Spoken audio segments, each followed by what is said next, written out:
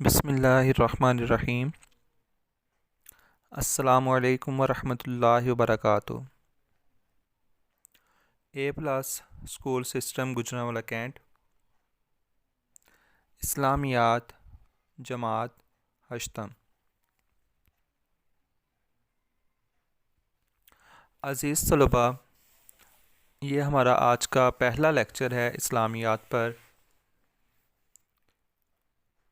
یہ باب نمبر 2 امانیات پر ہے، اور اس میں جو ٹاپک ہم پڑھیں گے وہ ہے عقیدہ رسالت۔ اس کے ہم 5 مختصر سوالات جو ہیں وہ پڑھیں گے آج۔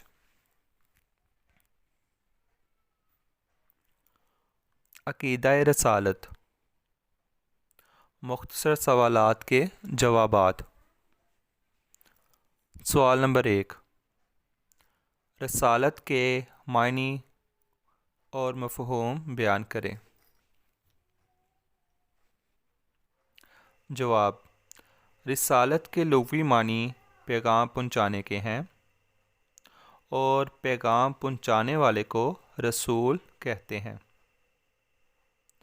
شریعت کی اصطلاح میں اللہ تعالیٰ کا کسی برگزیدہ اور منتخب کیے ہوئے بندے کو انسانوں تک اپنا پیغام پہنچانے کے لیے بھیجنا رسالت کہلاتا ہے۔ جس ہستی کو اللہ تعالیٰ نے اپنے پیغام کی تبلیغ کے لیے اپنی مخلوق کی طرف بھیجتا ہے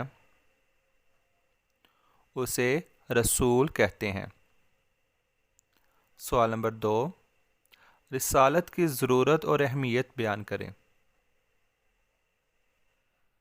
جواب، انبیاء کرام علیہ السلام اللہ تعالیٰ اور اس کی مخلوق کے درمیان سفیر ہوتے ہیں۔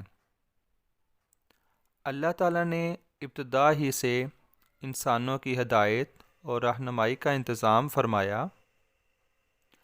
یہ ہدایت اور رہنمائی اللہ تعالیٰ کے انبیاء کرام کے ذریعے مہیا کی گئی۔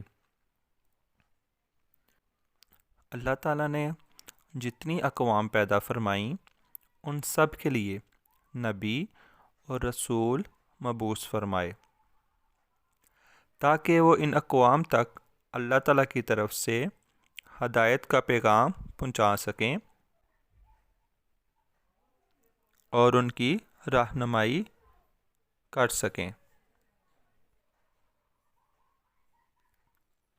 سوال نمبر 3، ختم نبوت کے بارے میں قرآن کی ایک آیت مبارکہ کا ترجمہ لکھیے۔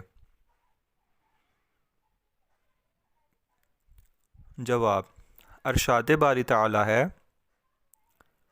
ما کان محمد ابا احد من رجالکم ولکن رسول اللہ و خاتم النبیین۔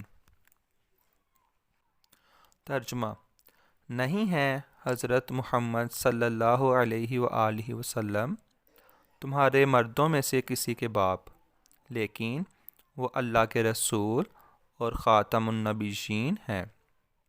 سوال نمبر 4، نبی کریم صلی اللہ علیہ وآلہ وسلم کی رسالت کی کوئی سی 2 خصوصیت تحریر کریں۔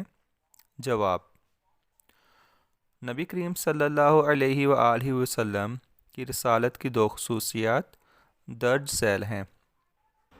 نمبر 1، نبی کریم صلی اللہ علیہ وسلم سے پہلے آنے والے انبیاء کرام کسی خاص قوم یا قبیلے کی طرف مبعوث کیے گئے تھے،